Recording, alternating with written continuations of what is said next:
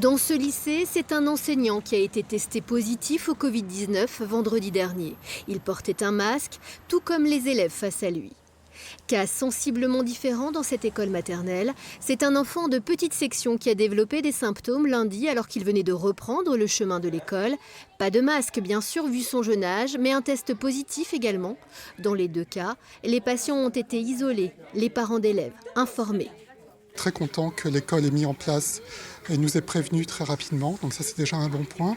Puis c'est le meilleur moyen de se protéger, d'avoir une action constructive. Les élèves et les personnels qui ont été en contact prolongé en classe avec ces deux malades du Covid-19 ont eux aussi été mis en quatorzaine et fortement incités à se faire tester.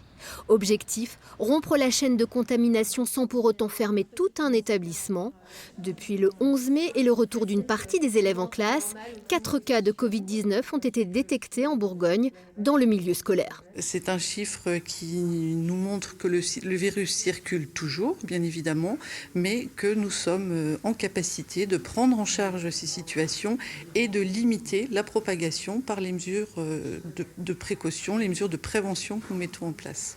Y a-t-il d'autres personnes contaminées dans les deux établissements dijonnais concernés par ces derniers cas?